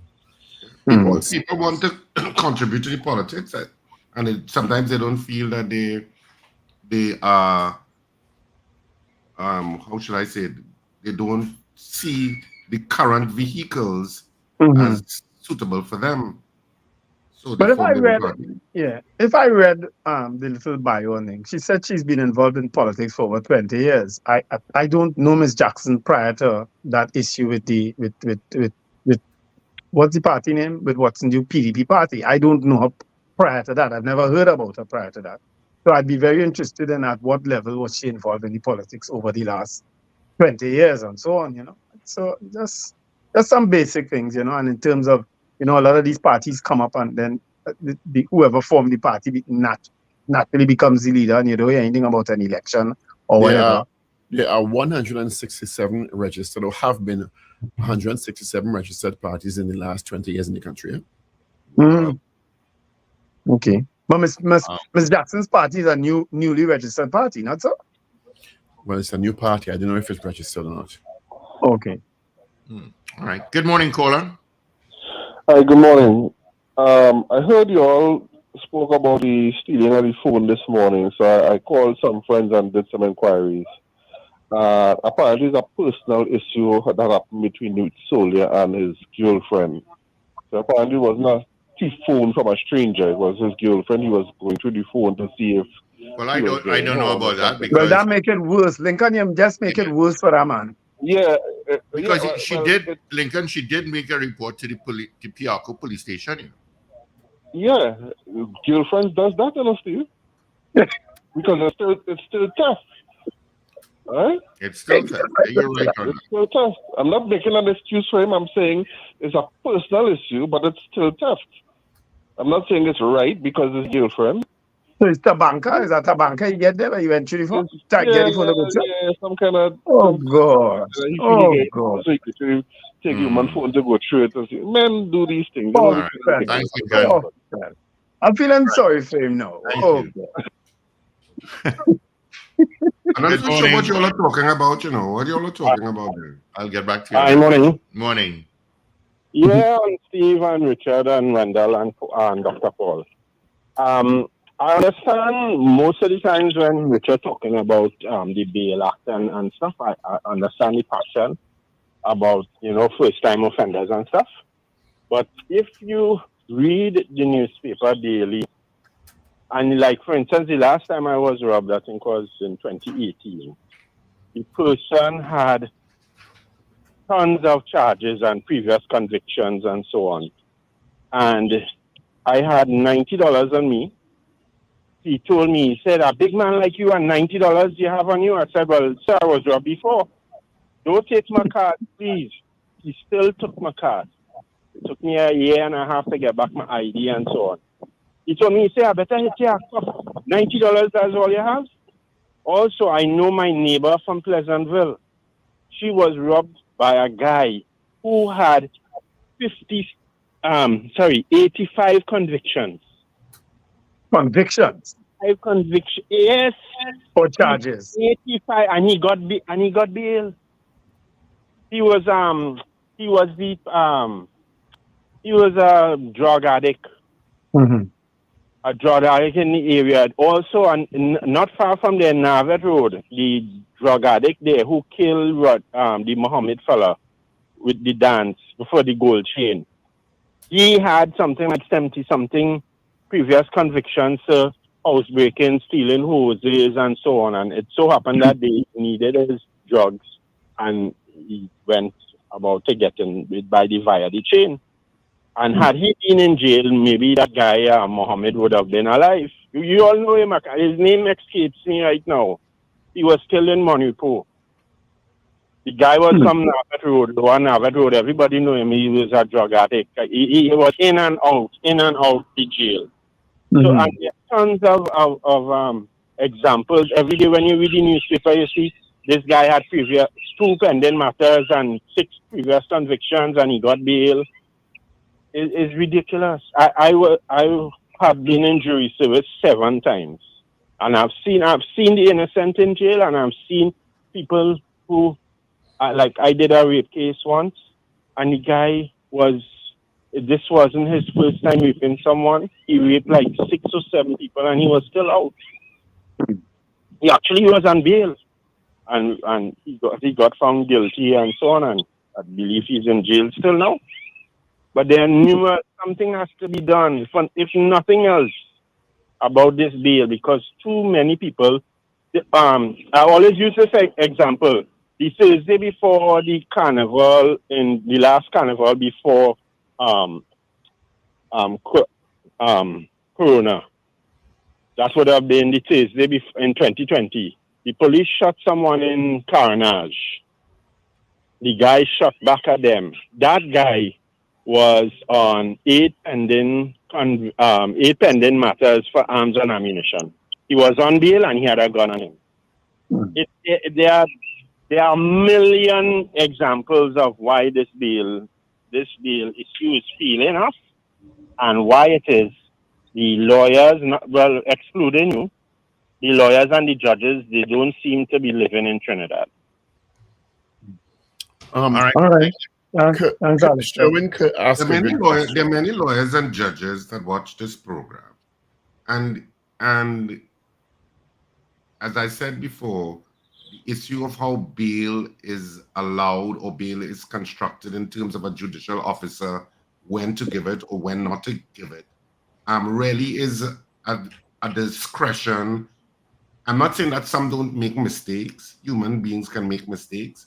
But for a lot of those judicial officers, they deliberate on the entire case that's before them on whether somebody should get bail or not. Now, don't get me wrong. I'm not saying that the system is perfect. Absolutely not. And some judicial officers can make mistakes. But demonizing the judiciary as taking the blame for the issues of prosecution not being ready, defense attorneys not being ready. A lot of the times when cases are delayed is because it is as a result of either the defense or the prosecution or both, A lot of the times. Sometimes it may be the judge, the judicial officer, but it's much more of a nuanced issue than black and white. All right. And the judiciary, to be fair to them, have been trying to implement, together with the state. The state has put in legislation to try and be more innovative in how cases are managed and handled to make the process move along. Yeah. Well, as someone who has been interacting with the judicial system in the last few years, I have no issue with how it's done. I just feel it could probably be quicker than it is, But that's really my only complaint. But I agree with you, Richard. It's on a case by case basis, and sometimes we get set up. Yeah. Gentlemen, we have lots of calls coming in. So let's get some into police officers will have a rep of setting people up. So a judicial officer will be more cautious in how they look at the evidence too. Yeah. In terms of issues. All of those things play in the court system. Yep. Can it be more efficient? Do the laws need to be tweaked to make the system better and constantly has to be monitored? Absolutely. Yeah. Yeah. Good morning, caller. Gentlemen, good morning. Morning. Morning, A Mr. couple Joseph. points I would like to make. First of all, just a couple of weeks ago, Mr. Barnes, who was on your program, spoke about how he found in his evaluations that police officers were less proficient with their pistols as their firearm versus civilians. And we just had the death of P.C. Myers. I know condolences go to his family. So I found that a little bit ironic that just a few days before he was making the point about that, and P.C. Myers lost his life. Second of all, when Mr. or ASP Meister spoke, did he address what is perceived by the public of the lack of visibility of police officers on our roads in terms of patrols and so on? And finally, I don't know, did you get any reports that 70 plus bodies there about are piling up at forensics and they're decaying because of the free refrigeration system not functioning properly? I don't know if you had hear any of those things. And we can make some inquiries on your behalf. We going back there again? That happened again? Apparently. All right. Thank you, buddy. Mm. All right. Good morning. Good morning. Good morning, gentlemen. Morning. If that is the case, how Richard just explained it, why don't they implement the 3 strikes and you're out law? Dr. Paul could say about that. If people just going in and coming out, going in and coming out, and the problem not solving, 3 strikes and you're out and end it. From Dr. Paul. And Richard, all right. Thank you, Ms. Sampson. Yeah. I don't think I sound or look like the Attorney General. I'll talk about it. Big guy, morning. Hello? Morning, how are you doing? I'm going here strictly on statistics. I have to disagree with Captain Iran and the gentleman from Orlando. There were 300-something million people in America. Last year, there were 46,000 murders. However, New York has 8 million, and there were 376 murders. Trinidad has 1.4 million, and there were 500-something murders. So I definitely have to disagree. The statistics shows that the per capita, the murder rate in Trinidad far outshines America. And that's why they are rated number 6 in murders in the world. And that's why the American government, the Canadian government, and the English government warn people about coming to Trinidad. All those governments cannot be wrong. They are going by statistics. I definitely vehemently disagree with Captain Ron and General Orlando. And I think I heard Richard that another U.S. citizen was killed yesterday. So if they wish, they can come, go ahead. No problem, they feel safe. I don't feel safe. And I will take my time before I come back. Okay, gentlemen, you all have a great day. All right, big guy. Thank you. Okay. All righty. Good morning. I will take my time before I come back. Good morning, caller. You all have a great day. All right, big guy. Thank you. Okay. Good morning, caller. Good morning. Moving on. Good morning. Good morning. Good morning. Hi, good morning. The lady before stole my idea with which I was calling. But I would expound to say that through the proper channels, I don't know what is the process to implement it, but we should look at a 3 conviction strike, and you go to jail, do not pass go, do not collect $200. If it means we need to build a huge prison to deal with these people that would eventually end up in jail for life, then let us spend the money on that. At least we would see where our money going. But I would support a 3 conviction law, that after 3 convictions, not 3 charges, you go to jail do not pass go, do not collect $300. It would be very unlikely that a police who is trying to victimize you, and that too should generate some inquiry that if you have 3 convictions from the same police, then chances are great that something might be afoot there. But can I ask a question, Lincoln? Go ahead, Paul. How long you expect each conviction to take to be processed? Well, in the light of people having, what did the guy say? 80-something convictions. It may take a while, but it will be better than you reaching 80-something and you finally do a murder. I think that would circumvent you.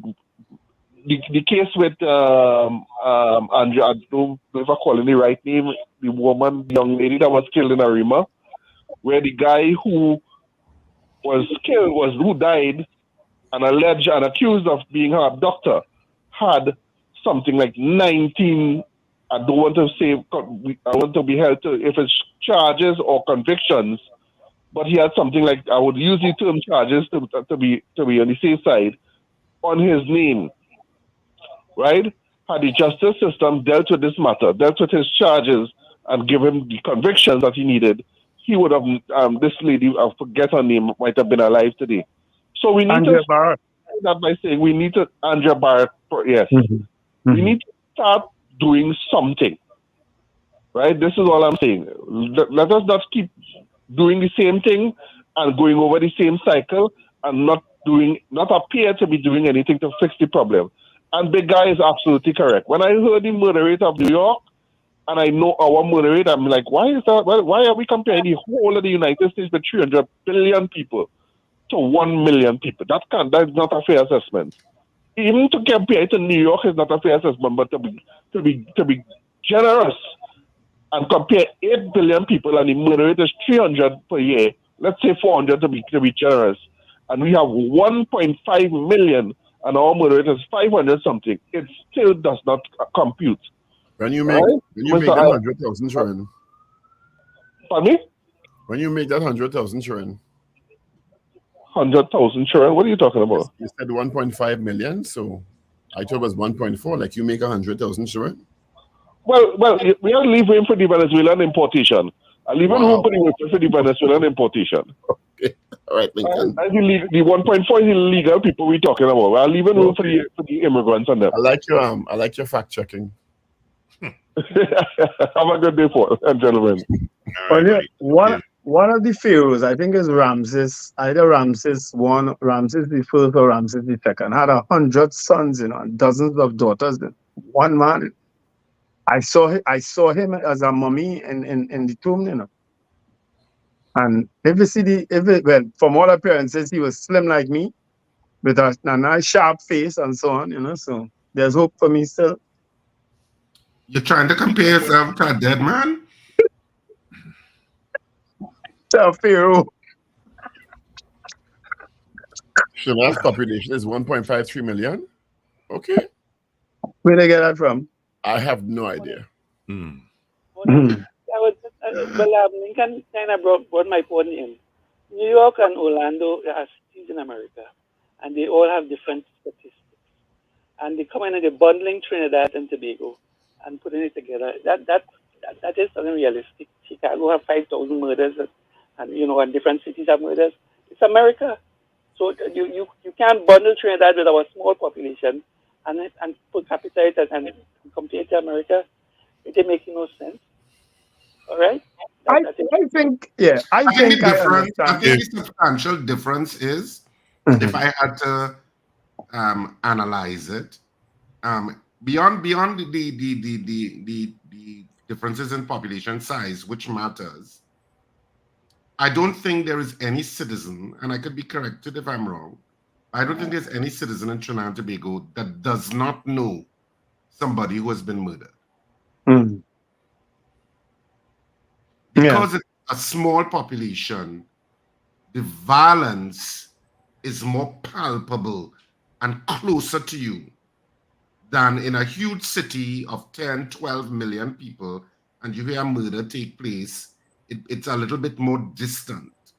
Yeah. But in a small island state where you have 1.4 million, 1.5 million people, and somebody is, and you have such a high murder rate per capita, it invariably becomes that everybody knows on a certain level somebody who has been murdered. Yeah. Our problem here are the arms of the state that are involved in what is taking place in terms of the criminality and so on. That is our problem here, really our problem here. Not the, and I'm talking police, I'm talking about army, I'm talking SSA, I'm talking Coast Guard, I'm talking immigration, I'm talking all of them. That is where our problem lies. You understand? And until we fix that, and it doesn't appear that we could fix it. You understand? Because if that thing with the SSA was happening for so long, allegedly, and we only now get a handle on it, what did we miss during those years? What did we miss?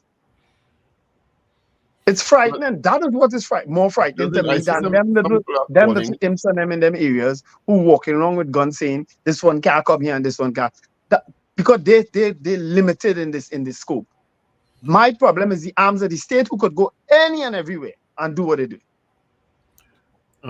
I see people are asking that the authorities provide a reason for the termination of Major Roger Best. Do you agree with that?